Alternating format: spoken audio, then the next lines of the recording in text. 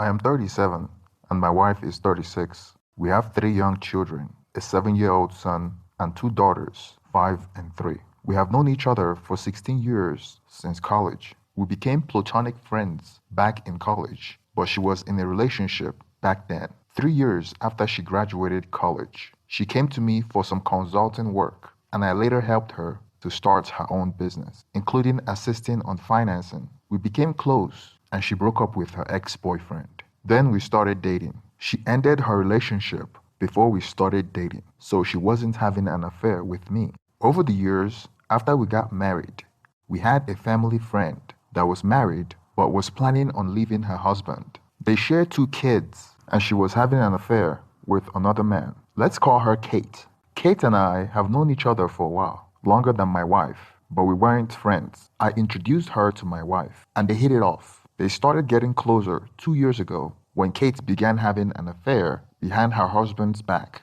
and now they're both best friends. During the period Kate was committing an affair, she would tell my wife about it. She would give her play-by-play updates like a soap opera. They would spend hours discussing it and getting all excited like schoolgirls. It was almost like an adventure or some kind of scavenger hunt to them. Really depressing for me to observe. My wife never talked about it with me. In fact, she tried to hide it from me and refused to tell me what they are talking about when I asked her about it. However, I heard bits and pieces of it while she was on the phone. It is hard not to overhear them talking on the phone about it. Kate's affair wasn't just about a quick fling. She was trying to leave her husband because she was now in love with the affair partner. She continued on with her marriage because she wanted to be properly compensated when she finally divorced him, so she was getting her ducks on a row. I didn't hear much, but from the little I heard, they were having an affair on her husband's dime, and I felt bad for him. It was really uncomfortable for me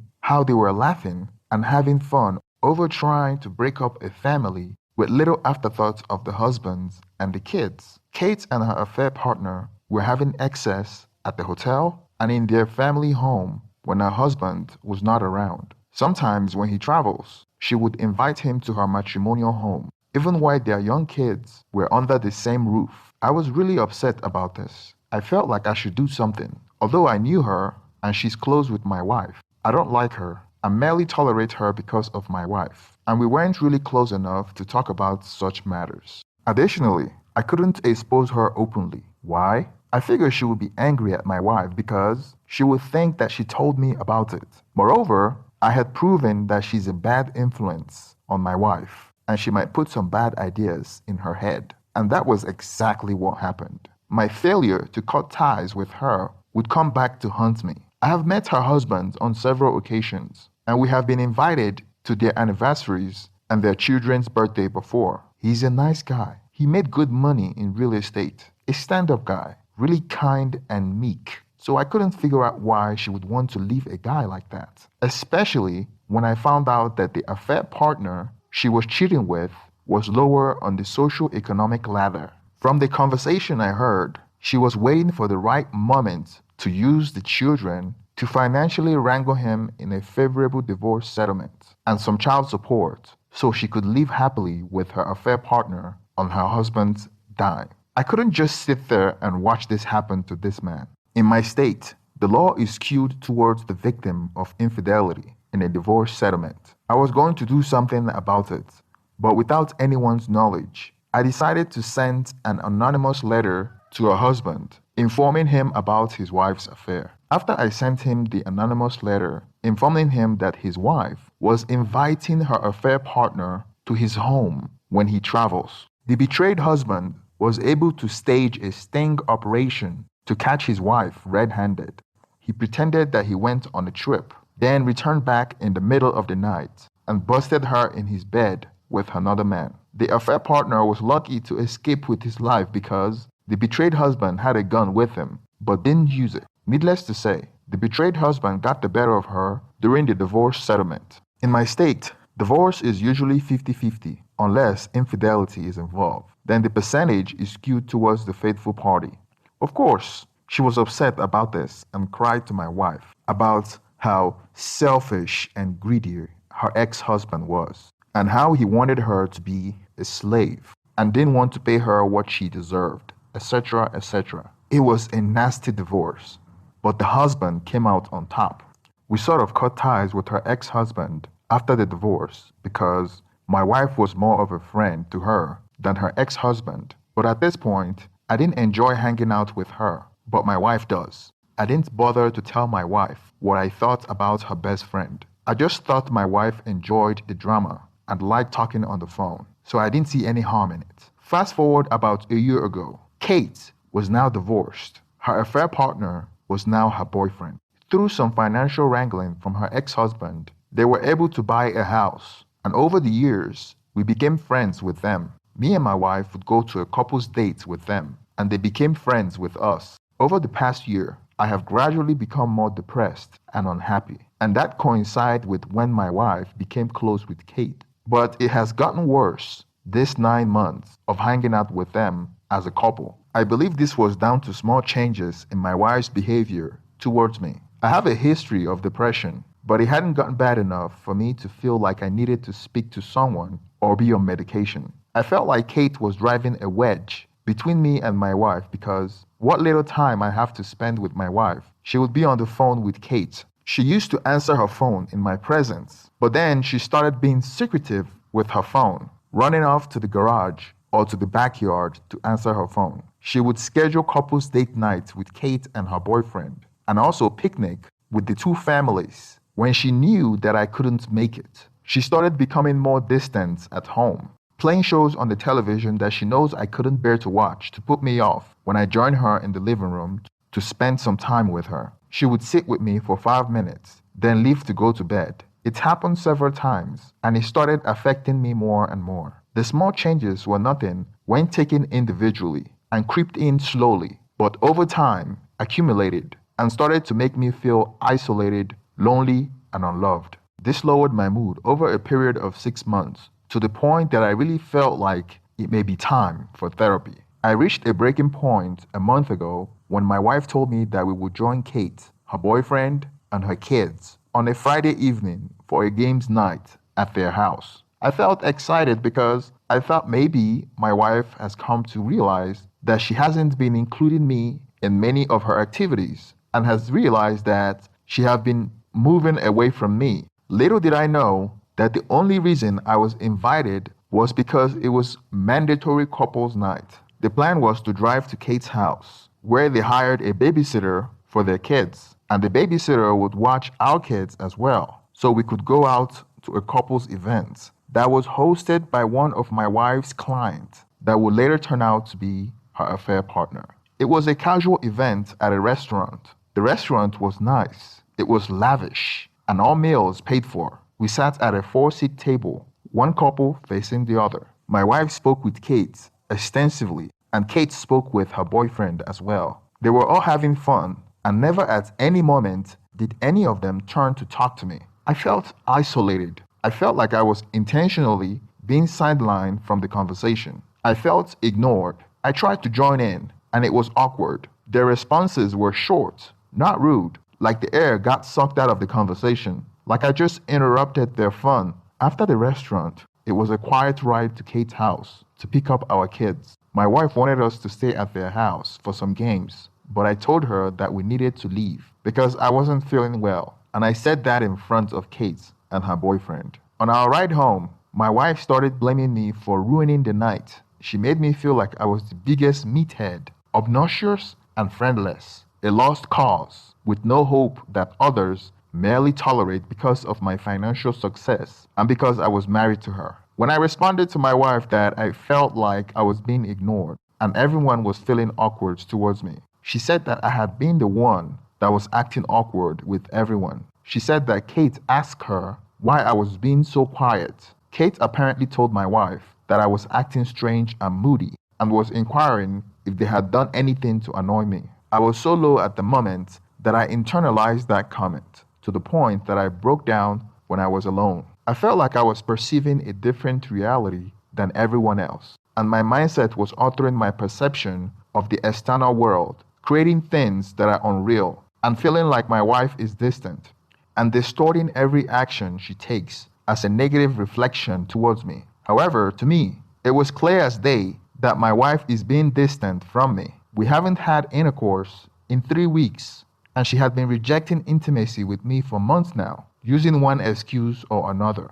After our last daughter was conceived 2 years ago, we decided that we have had enough children. So I had a vasectomy to prevent my wife from getting pregnant again because it wasn't recommended that my wife be on birth control due to all the side effect that comes with it.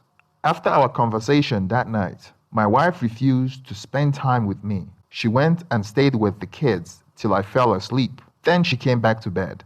She wouldn't allow me to touch her, and it went from bad to worse over time. She was deliberately avoiding intimacy with me. Then one day, my wife called me and told me that she was going to be home late. So I decided to take my kids out to get some fresh air and take in the sun. I took my son and 2 daughters to the park for a walk. I was pushing my 2 daughters on their twin baby stroller while my son was beside me. My wife was still at work at that time. She normally takes them out on their strollers. I remember looking for a baby pacifier on my kid's diaper bag. I know my wife normally keeps them there. She uses the bag when she is out with my youngest daughter. I was searching through the bag. Then I saw something that I didn't know what it was. I would later find out that it was my wife's Plan B, or morning after pill. I didn't immediately know what it was. I thought it was something that had to do with the kids because it was obviously in the diaper bag.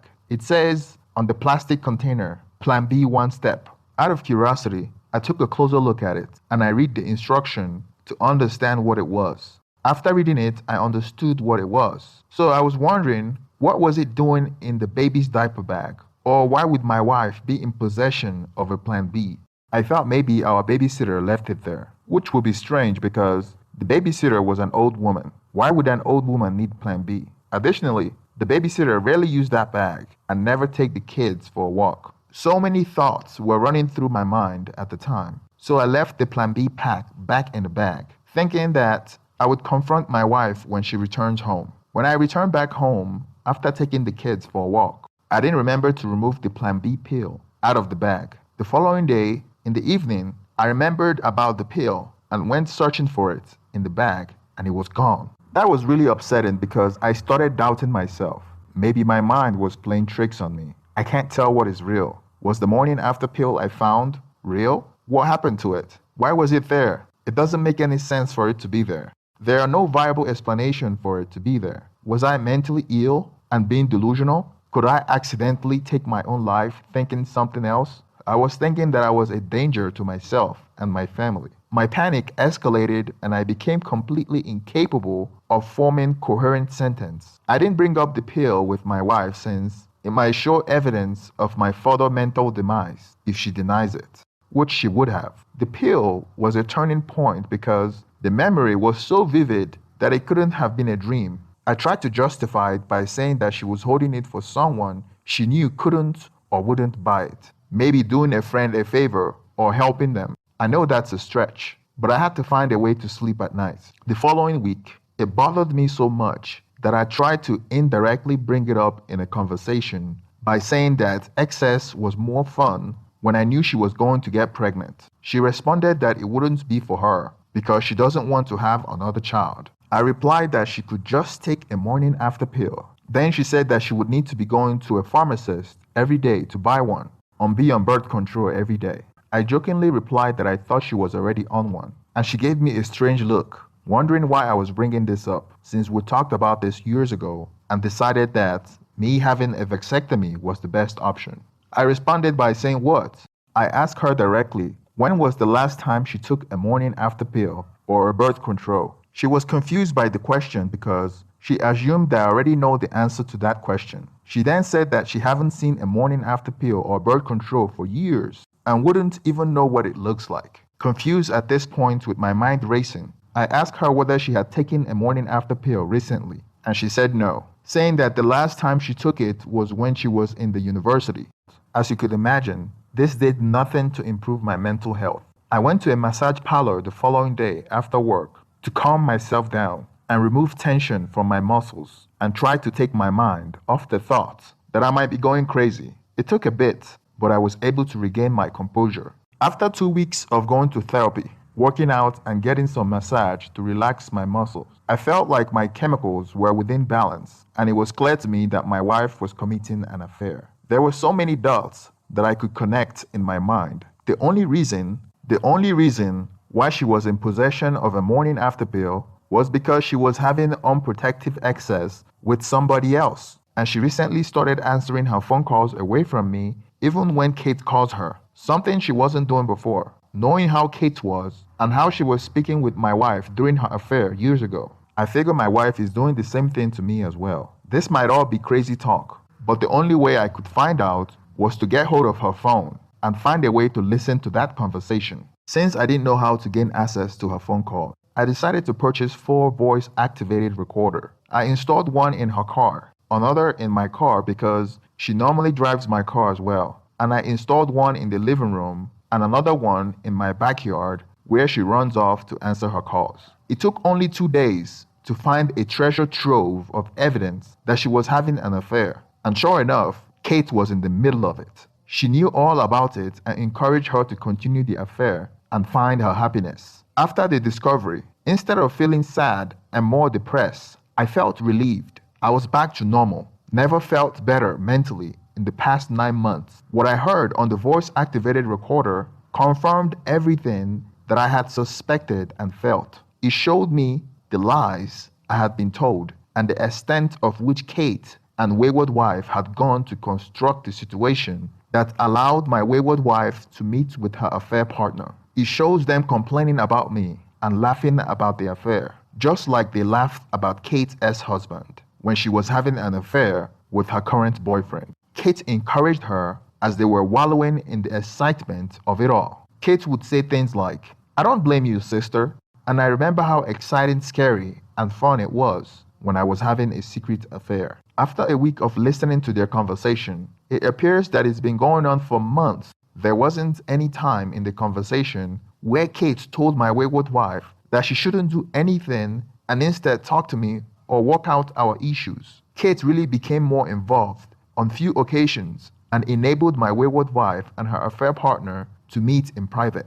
The affair partner had a girlfriend, and they talked about how she has to be very careful so as not to be caught like her husband caught her. On one occasion, my wayward wife, Kate, and her boyfriend arranged a trip to a park near the affair partner's business so that my kids and Kate's kids could have a day out. This was one of those times that I couldn't make it. They planned a day that I would be busy with work and wouldn't notice. Kate and her boyfriend took care of the kids while my wayward wife and her affair partner met. With certainty, I knew she was having an affair while Kate and her boyfriend watched the kid for her. The affair partner is in the same line of work as my wife and will sometimes serve as a mentor to her. When I initially started being interested in my wife, I invested heavily in her business and started it from her, and over the years, added more financially when the business falls in troubled times. The affair partner was the same guy that invited us to the restaurant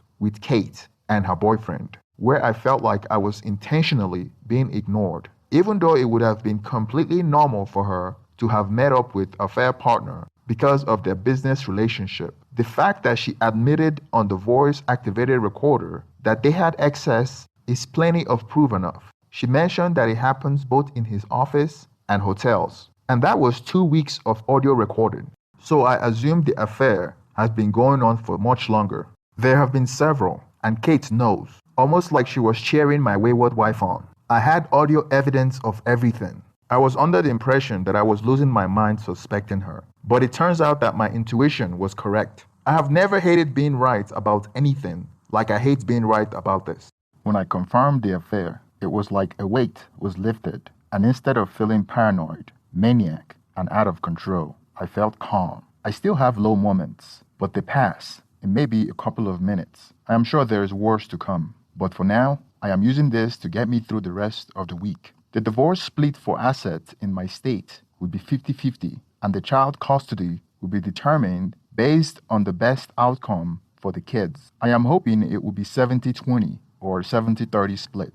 In my case, if I could provide proof of infidelity, I am not sure whether the voice-activated recorder alone is strong enough evidence. The research I have done so far says that it comes down to catching them on the act. And I quote, "Woman, kissing or engaging in other acts of affection." I'm not sure what other acts of affection is defined as, whether recorded calls between her and her affair partner counts as such. But I need to consult a lawyer to get some clarity. I will be patient and play it close to my chest to see if I can collect more evidence so I will have a stronger case. Regardless of a beneficial split, I will still be taking a hit because even though she has her own business, her income pales in comparison to mine. I have always been the breadwinner. She spent most of her income on herself, while mine is used to pay all the bills, including mortgage, for the past 12 years. I helped her set up her new business, supported her,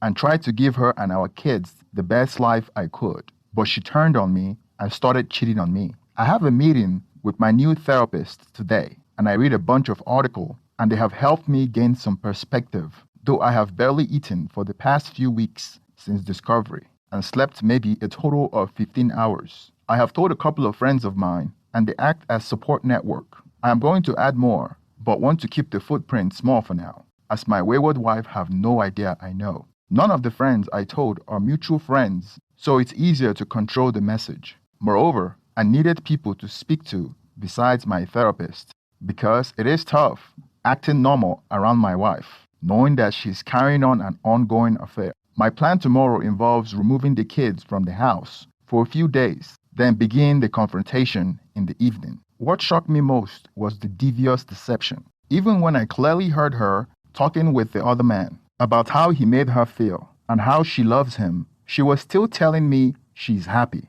saying she loves me and wants me to be happy. And she thought that my depression may be flaring up. Last night, I saw her leave the bedroom to answer her phone in the backyard. After about 45 minutes away, she came back and kissed me goodnight, like we always do. Then this evening, I listened to the voice-activated recorder, and she was telling her affair partner how fun it was to have intimacy with him and how boring I was. It was like a stab in the back. She clearly thinks that I'm some sort of cock, and it gives her excitement to see me suffer. In due time, I also plan to expose the affair partner. He has a girlfriend, and I am sure she would like to know about his cheating ways. If everything goes as planned, I will be asking wayward wife to call her and explain. Otherwise, she will be getting a call from me.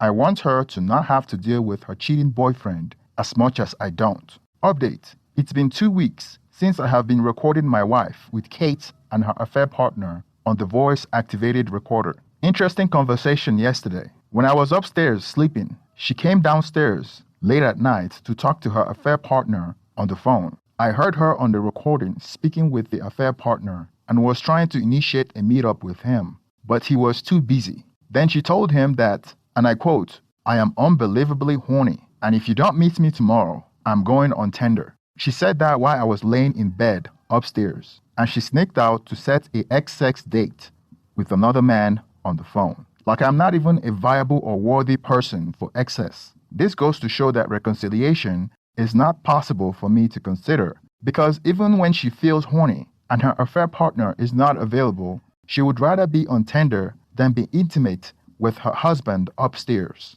To make matters worse, she followed through on it by going on Tinder to look for men. How did I find out? In another interaction with Kate a few days later, I heard on the recording that she registered on Tinder, a dating site, and she met up with some guy on there. It sounded like it was something she was trying out to get some attention or to get her affair partner jealous. And according to what they were saying, it sounded like Kate met her current boyfriend there. So not only is my wife having an affair with the other man, she's also having an affair on Tinder. I took all the evidence to my lawyer for some legal counsel, and he feels like I needed stronger evidence of them being affectionate, especially one that shows them holding hands or kissing. On the recording, you can only hear my wife, and based on her conversation, I could tell who she was communicating with. Well, that's not enough because there's room for denying. The voice-activated recorder barely falls under the umbrella of affectionate because it will sound to an unbiased listener as a one-sided conversation, but with additional evidence of kissing or holding hands or something of that nature would create a stronger case against her.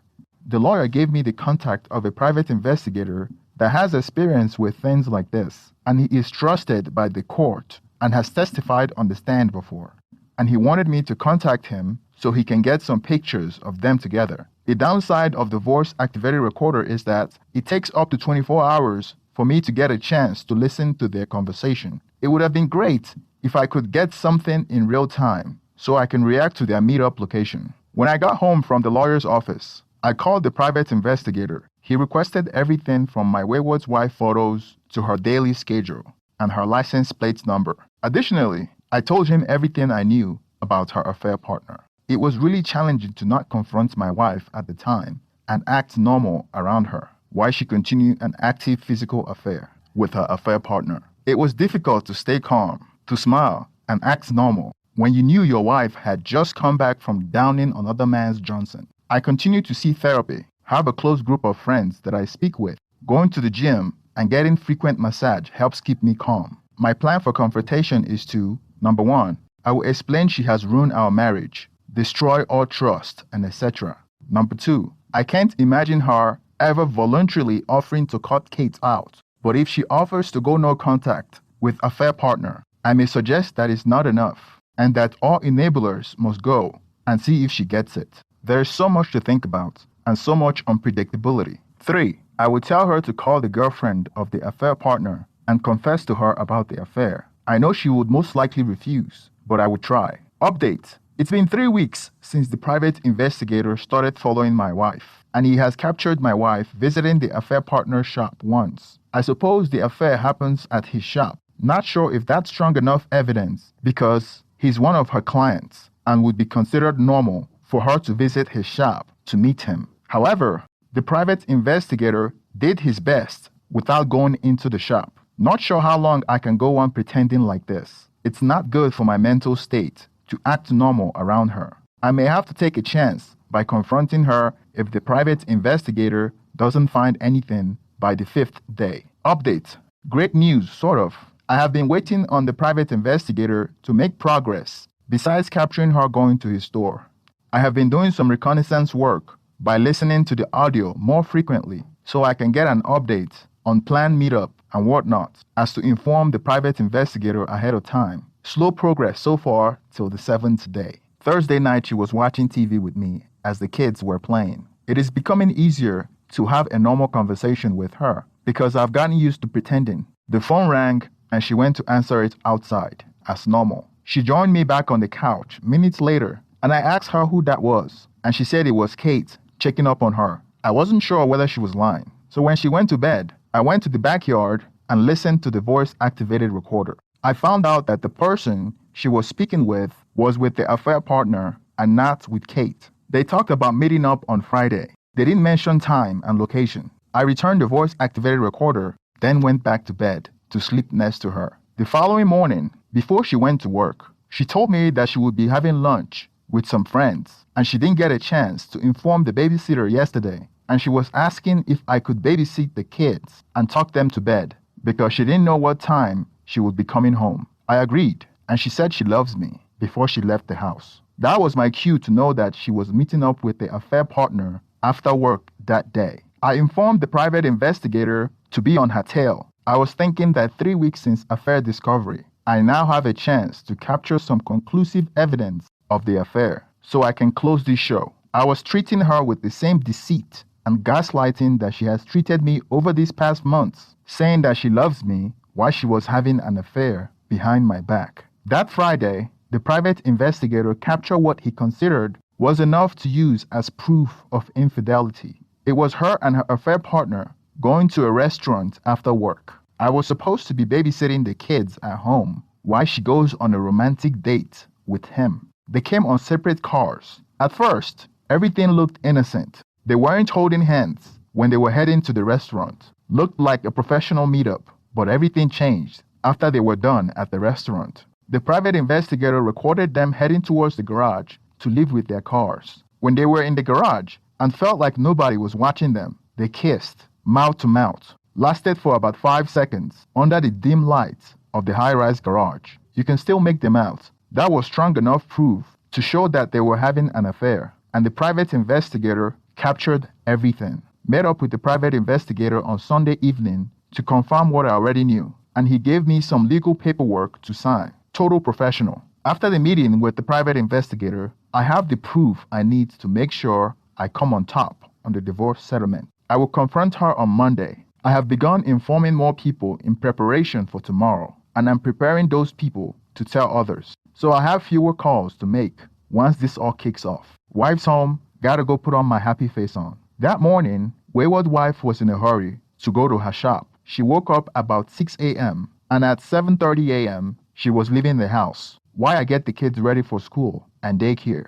We already planned this ahead of time because she normally gets the kids ready for school, but today was an exception. After getting the kids ready, I made them breakfast while I got myself ready for work. After I was done, they were ready for school, so I dropped them off at school. During the afternoon, my wayward wife dropped by at work so we can drive together. I stopped by a fast food place because she already had her lunch. Then we met up with the real estate agent to view the property. We have been trying to move for months. I wasn't interested in buying the house because I knew this marriage is already over, but I put on a happy dad's face. During the evening, I picked up my children from school, took them home and changed their uniform. I got their things ready for them to go to my parents' house because they were expecting them. I want to shield my kids from whatever outcome the confrontation tonight would have. Earlier in the day, I tried contacting the affair partner's girlfriend by phone, but she wasn't picking up. So I left a message saying that I need to speak to her. It's incredibly time sensitive.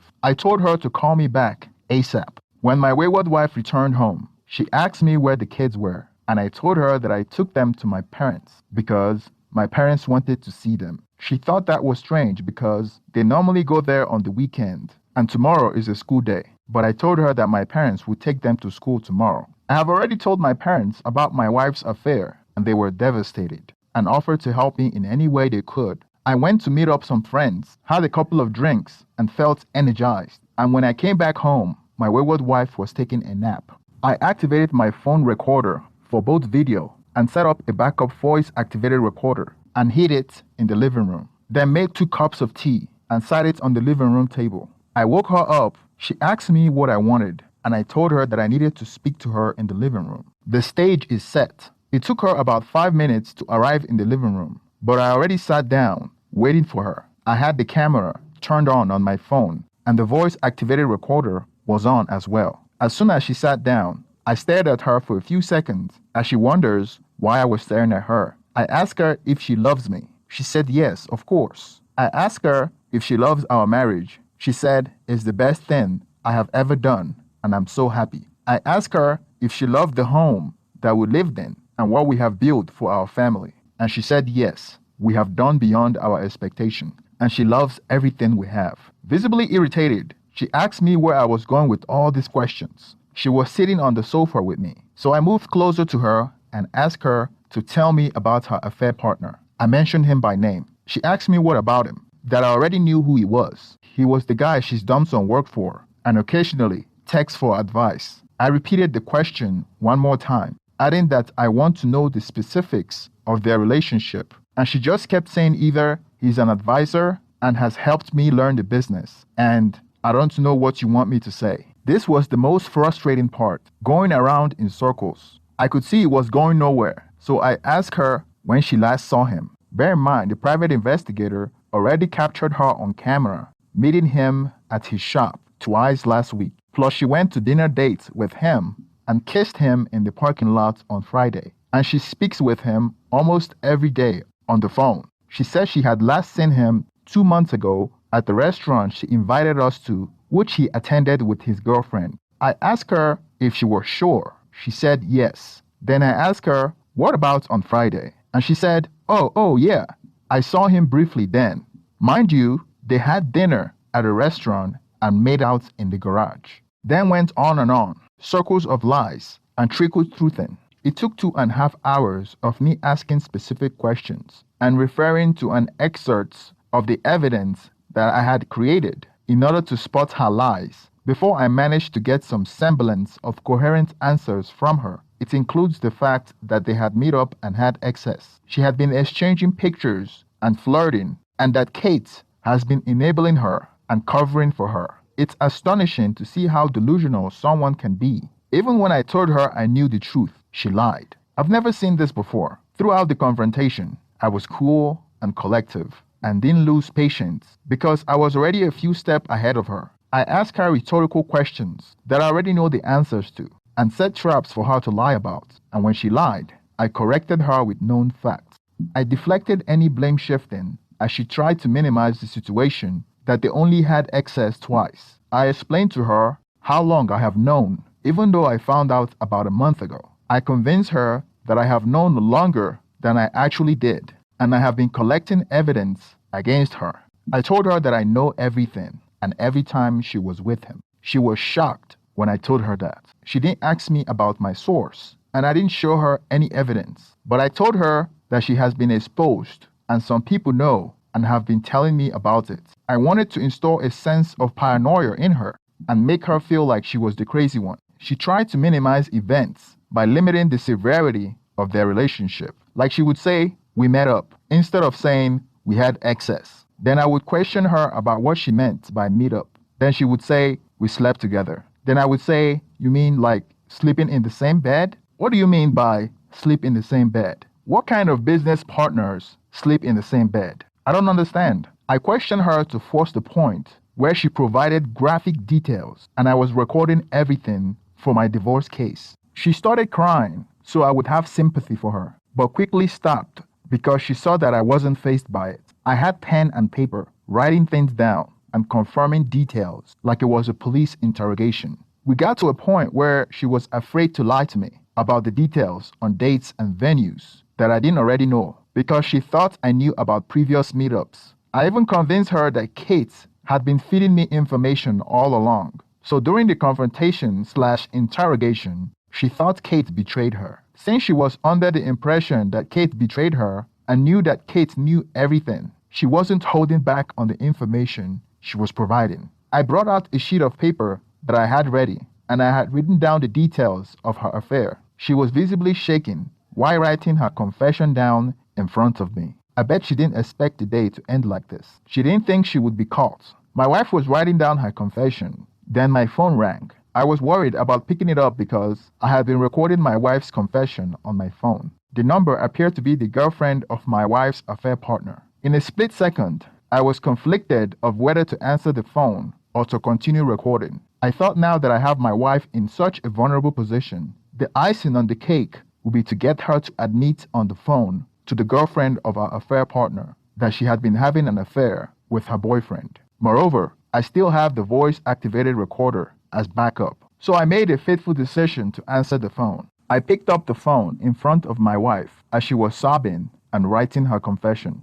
I told affair partner's girlfriend that my wife have a very important message to tell her. My wife looked even more frightened when she realized who I was speaking with. I'd lied to my wife, telling her that she knows everything, but I wanted her to admit it in front of affair partner's girlfriend. The voice-activated recorder was in the living room, so it recorded the rest of the conversation that was cut short because I picked up my phone. The affair partner's girlfriend seemed confused at first, and I told her that I have her on speaker with my wife, as if we have spoken about it before, so I could fool my wife to think that the girlfriend was in on it as well. Here's how everything played out. Me, hello, like we discussed before. I have been monitoring my wife for months, and I found out that she has been having a physical affair with your boyfriend. My wife is now here. She's ready to confess that she was having an affair with your boyfriend. Affair partner's girlfriend. Okay, is this a joke? Me, no, it's not a joke. I have all the evidence. I turn to my wife and ask her, me, how long has this affair with the affair partner been going on? My wayward wife hesitated, and I told her to answer the question. Wayward wife, it's been going on for 9 months. Me, how many times did you meet him for X in a week? Wayward wife, oh, about 2 times. Affair partner's girlfriend, oh my God, I knew it. Affair partner's girlfriend then kept silence when I interjected with another question addressing my wife. Me, you mentioned that you mostly did it at his shop and hotels. Is that correct? Wayward wife, yes. Me, who initiated it?